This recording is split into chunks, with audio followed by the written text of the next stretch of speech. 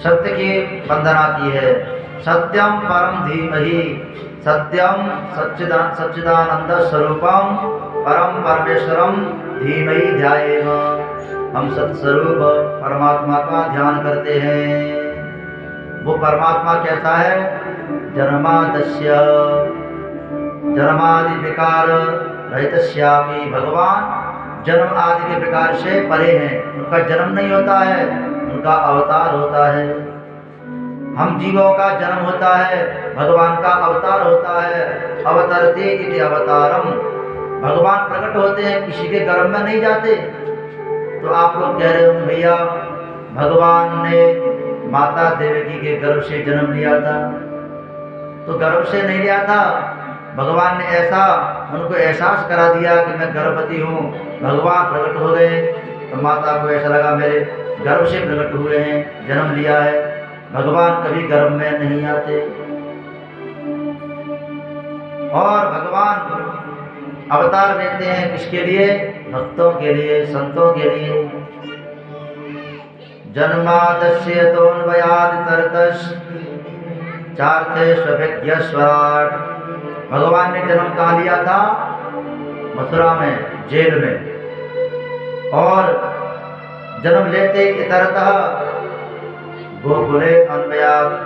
और महाराज कंस ने बड़ी सेना लगा रखी थी कि देवकी का 8वां पुत्र मेरा काल होगा, लेकिन कंस को पता भी नहीं चलने दिया। और कब जन्म लिया और कब गोकुल पहुंच गए भगवान। और स्वराट स्वेषु गोपेशु राजते स्वराट, और वहाँ ग्वाल वालों के बीच में अपूर्व शोभा हुई भगवान की। भगवान ने अपनी लीलाओं के द्वारा बड़े बड़े कवियों को मोहित कर दिया। तेने ब्रह्म हृदय आदि कवये मुह्यन्ति यत् सूरय, भगवान ने अवतार लेकर के ऐसी ऐसी लीला की हैं जिससे बड़े बड़े कवि मोहित हो जाते हैं, मोह में फंस जाते हैं। अरे ब्रह्मा बाबा मोह में फंस गए, ऐसी लीला की। ये भगवान असली है कि नकली है? ये भगवान नहीं हो सकता। और परीक्षा लेने लगे ब्रह्मा जी भगवान की लीला को देख करके। बड़े बड़े विद्वान सूर्या, बड़े बड़े विद्वान मोह में पड़ जाते हैं। अरे और कोई नहीं, उनके बड़े भैया बलराम जी मोहित हो जाते हैं। और महाराज भगवान के जो 3 धाम हैं, यत्र त्रिसर्गो मृषा, भगवान के जो 3 धाम हैं, श्री धाम वृंदावन, मथुरा और श्री धाम द्वारिका, ये भगवान के 3 धाम अमृषा, ये झूठे नहीं है, ये सत्य हैं। जो भगवान के 3 धामों में महाराज निवास करता है, धामना श्वेन सदा निरस्तकुहकम सत्यम परम धीमहि, जो भगवान के 3 धाम हैं, श्री धाम वृंदावन, श्री मथुरा और श्री धाम द्वारका, तीनों में से किसी एक धाम में निवास करता है, उस भक्त के, उस व्यक्ति के सारे जो पाप नष्ट हो जाते हैं। धामना स्वेन सदा निरस्त कुहकम पापम, उसके पाप नष्ट हो जाते हैं। सत्यम परम धीमहि, ऐसे परमात्मा का हम ध्यान करते हैं। महाराज दूसरा जो मंगलाचरण है वो सुखदेव भगवान का मंगलाचरण है कि धर्म प्रोचित कैतवोत्र परमो निर्मत्सराणां सतां वेद्यं वास्तवमत्र वस्तुशिवदं तापत्रयोन्मूलनं श्रीमद्भागवते महामुनिकृते किं वा परईश्वरः सद्यो हृद्यवरुद्धचित्तकृतिभिः शुश्रूषवे तत्क्षणात्। दूसरा जो मंगलाचरण है वो सुखदेव भगवान का है। इसमें अनुबंध चतुष्ट है, अनुबंध चतुष्ट का वर्णन किया गया है। और भागवत में जो धर्म है, धर्म कैसा है? धर्म प्रोचित। इस भागवत में परम धर्म का निरूपण किया गया है जो कपट रहित है। और भागवत के अधिकारी कौन है? निर्मत्सराणां सतां, जिसके अंदर ईर्षा नहीं है, अभिमान नहीं है, छल नहीं है, कपट नहीं है, क्रोध नहीं है, वो भागवत का अधिकारी है। अगर जिसके अंदर छल है, ईर्षा है, क्रोध है, कपट है, वो भागवत का अधिकारी नहीं है सुनने का। निर्मत्सर होना चाहिए, यानी ईर्षा रहित होना चाहिए। ऐसा नहीं सोचे भैया मेरा पड़ोसी कल कहाँ था आज कहाँ पहुँच गया, तो उससे ईर्षा हो जाती है। जो अंदर होता है वो क्या होता है, मत्सर। बाहर से काटे वो मच्छर, बाहर से जो काटता है वो मच्छर होता है, अंदर से काटे वो मत्सर होता है। तो बाहर से जो काटेगा मच्छर उसकी तो हम दवा कर लेंगे महाराज, मोर्टीन लगा लेंगे, अगरबत्ती लगा लेंगे, लेकिन अंदर से वो मत्सर काट रहा है, ईर्षा काट रही है, उसकी दवा क्या है, भगवान की कथा। भगवान की कथा ही उस ईर्षा को दूर कर सकती है और कोई उपाय नहीं। तो जिसके अंदर ईर्षा नहीं है, द्वेष नहीं है, छल नहीं है, कपट नहीं है, वो भागवत का अधिकारी है। और महाराज संसार में अगर किसी को जानना है तो वेद्यम वास्तवमत्र वस्तु शिवदम तापत्रयोन्मूलनम्।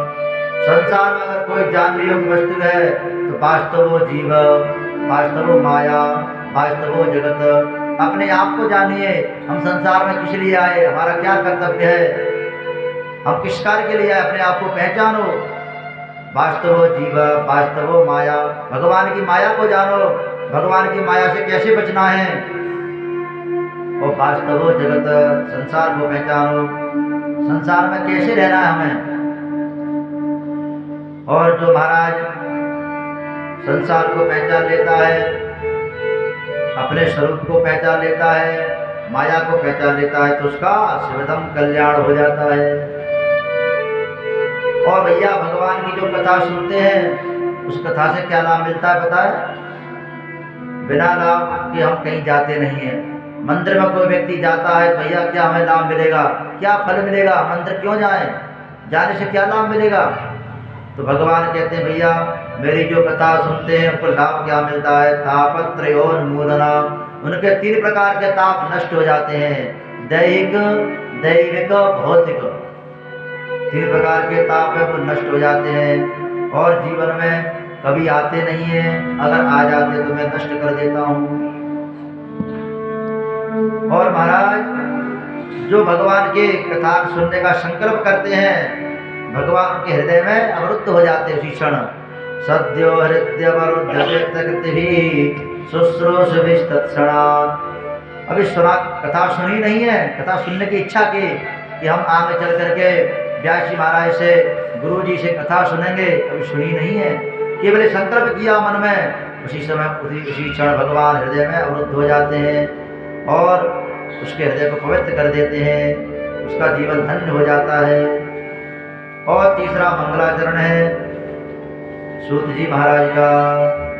निगमकल्पतरोर्गलितं फलं सुखमुखादमृतद्रवसंयुतं पिबत भागवतं रसमालयां मुहुरहो रसिका भुवभावुका।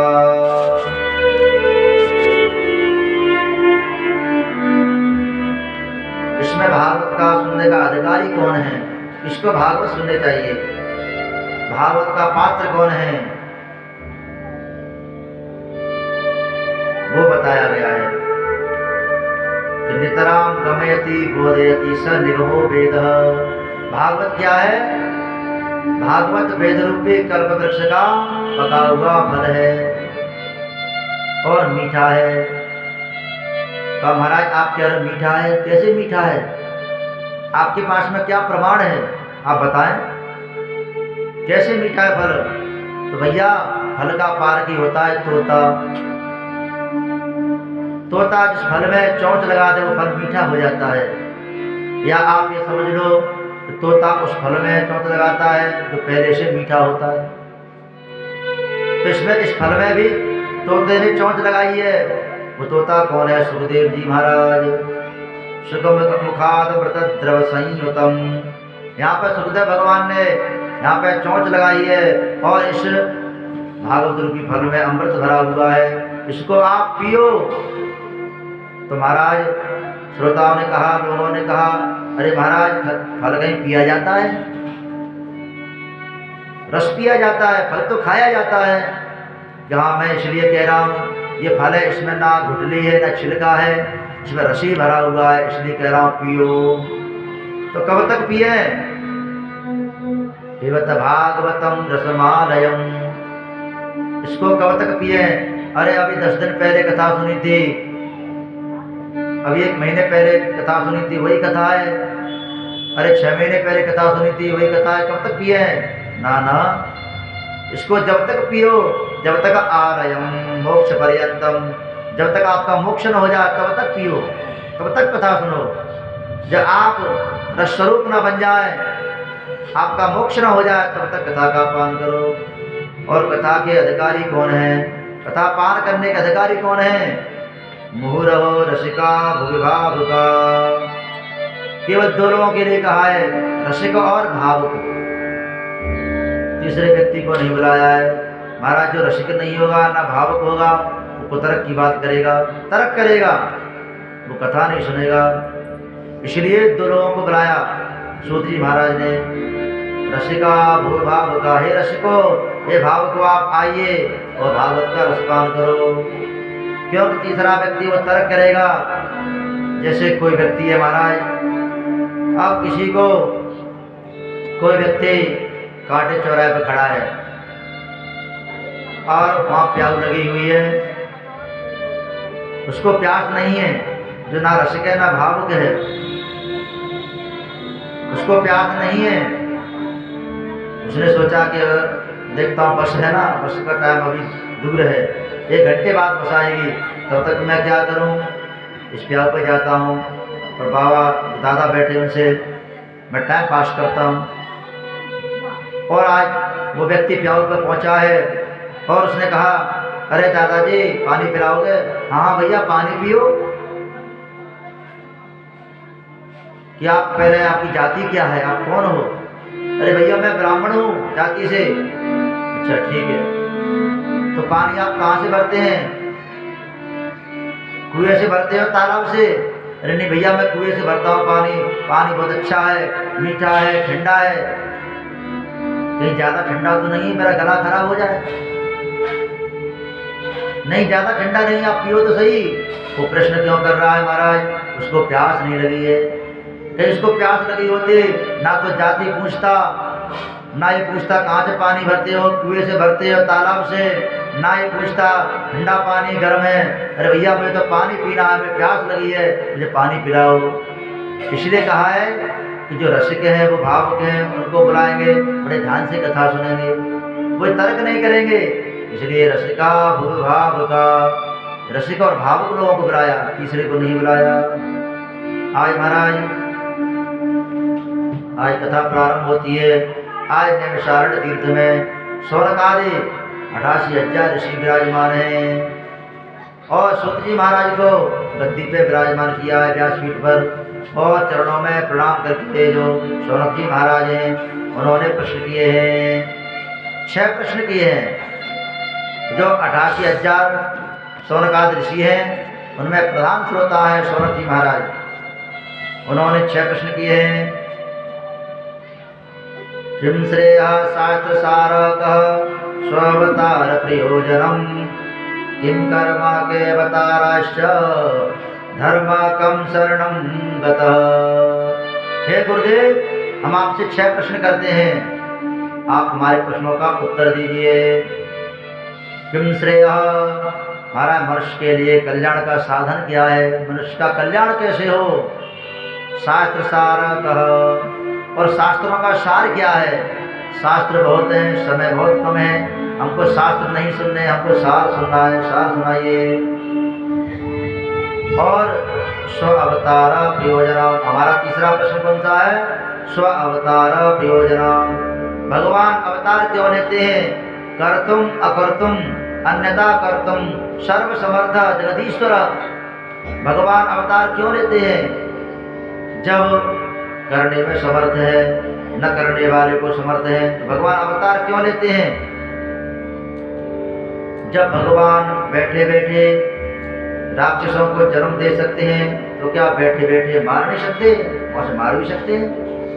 भगवान अवतार क्यों लेते हैं? और हमारा चौथा प्रश्न है किम कर्म, जीव का कर्म क्या है? जीव का परम लक्ष्य क्या है? हम संसार में क्यों आए हैं? हमारा क्या लक्ष्य है? किस उद्देश्य से आए हैं? और हमारा छठवां प्रश्न है भगवान धर्म की स्थापना के लिए आते हैं और जब अपनी लीला को पूर्ण करके अपने धाम को चले जाते हैं तो महाराज धर्म किसकी शरण में जाता है? आप ये बताएं। ये 6 प्रश्न हैं हमारे। तब महाराज श्रुति महाराज ने कहा है ऋषियों आपने बहुत सुंदर प्रश्न किए हैं, ये अपने लिए नहीं संसार के कल्याण के लिए हैं, जगत के कल्याण के लिए हैं। तब महाराज सूत जी महाराज ने कहा है कि मैं आपके प्रश्नों का उत्तर दूंगा, उससे पहले मैं अपने गुरुदेव भगवान का ध्यान कर लूं। कहा आपके भी गुरुदेव हैं? हाँ मेरे गुरुदेव हैं। कौन है? श्री सुखदेव भगवान मेरे गुरु जी हैं। आज सूत जी महाराज ने अपने गुरुदेव भगवान का ध्यान किया है, क्योंकि जब तक गुरु नहीं है, जीवन में गुरु नहीं है तो जीवन शुरू नहीं है। हमसे एक व्यक्ति ने पूछा कि महाराज जी आप ये बताइए गुरु बनाना क्यों आवश्यक है? गुरु बनाना क्यों जरूरी होता है? बिना गुरु के क्या कल्याण नहीं होगा? हमने उससे कहा भैया एक प्रश्न हमारा है, पहले आप हमारे प्रश्न का जवाब दो, तब हम आपको बताएंगे कि हमें माता की आवश्यकता क्यों पड़ती है, हमारे जीवन में माँ की आवश्यकता क्यों है। तब उस व्यक्ति ने कहा महाराज बिना माँ के हम संसार में आ नहीं सकते, हमारा जन्म नहीं होगा बिना माँ के, हम जन्म नहीं ले सकते। तब हमने कहा भैया बिना माँ के हम संसार में नहीं आ सकते। बिल्कुल आपने ठीक कहा, जब बिना माँ के संसार में नहीं आ सकते तो बिना गुरु के संसार से हम जा नहीं सकते। इसलिए गुरु का बनाना परम आवश्यक है, क्योंकि अगर ब्रह्मा जी होंगे, शंकर जी होंगे, अगर उन्होंने गुरु नहीं बनाया तो उनका भी कल्याण नहीं हो सकता। गुरु बिन भवनिधि तरहि न कोई, गुरु बिन भवनिधि तरहि न कोई, जो विरंचे संग कर सब होई, जो विरंचे संग कर सब होई, गुरु बिन भवनिधि तरहि न कोई, गुरु बिन भवनिधि तरहि न कोई, जो विरंचे संग कर सब होई, जो विरंचे कर सब होई। श्री राम जय राम जय जय राम, श्री राम जय राम जय जय राम, श्री राम जय राम जय जय राम, श्री राम जय राम जय जय राम, श्री राम जय राम जय जय राम, श्री राम जय राम जय जय राम। अगर ब्रह्मा भी है, शंकर भी है, उनको अपना कल्याण करना महाराज, उनको भी गुरु बनाना पड़ेगा, तब उनका कल्याण होगा। आज सूत जी महाराज ने अपने गुरुदेव भगवान का ध्यान किया है और क्या कहने लगे हैं, बड़ा सुंदर भाव है।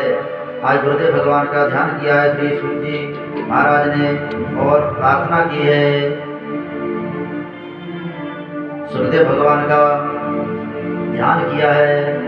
धन धन भाग्य हमारे आज सुखदेव पधारे, धन धन भाग्य हमारे आज सुखदेव पधारे, धन धन भाग्य हमारे आज सुखदेव पधारे, धन धन भाग्य हमारे आज सुखदेव पधारे।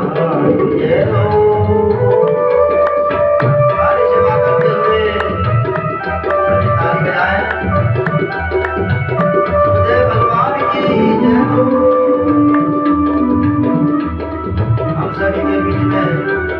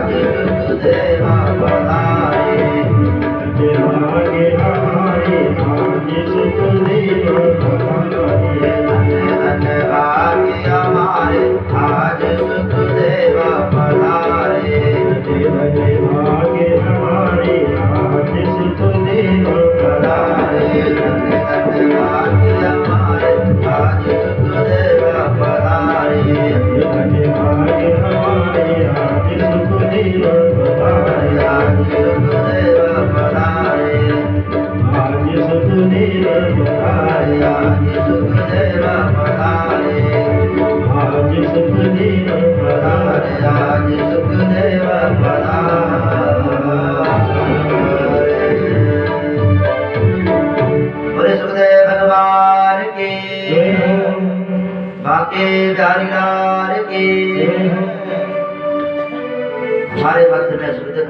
पधारे हैं। आज हमारे भाग्य धन्य हैं। और सुखदेव भगवान कहाँ रहते हैं बताया आपको, कुंज भवन में रहने वाले। कुंज भवन में रहते हैं भगवान सुखदेव जी। और किसकी आज्ञा से आए हैं? राधा रानी की आज्ञा से पधारे हैं। और राधा रानी के प्राण से प्यारे हैं कि राधा के प्राण प्यारे आज सुखदेव पधारे। धन धन भाग्य हमारे आज सुखदेव पधारे। और सुखदेव भगवान कहाँ पे कीर्तन करते हैं? कुंज भवन में कीर्तन करते हैं। कुंज भवन में करत कीर्तन, कुंज भवन में करत कीर्तन। और कीर्तन में क्या गाते हैं? कृष्ण ही कृष्ण उचारे, ओहो कृष्ण ही कृष्ण उचारे आज सुखदेव पधारे। धन्य धन्य भाग्य हमारे आज सुखदेव पधारे। और सुखदेव भगवान महाराज किस पर कृपा करते हैं? संसार के जीवों पर। कि जग जीवों पर करुणा करके। सुखदेव भगवान किस लिए आए संसार में? संसारी लोगों पर कृपा करने के लिए, करुणा करने के लिए पधारे थे। कि जग जीवों पर करुणा करके श्री जी की आज्ञा को धारे, ओ श्री जी की आज्ञा को धारे आज सुखदेव पधारे। धन्य धन्य भाग्य हमारे आज सुखदेव पधारे। आज हम सबके मध्य में महाराज सुखदेव जी भगवान पधारे हैं। और सूत जी महाराज ने प्रणाम किया है, वंदन किया है। और उसके बाद महाराज अब आगे जो कथा आती है भगवान के अवतार, भगवान के कितने अवतार हुए हैं वो कथा आ रही है।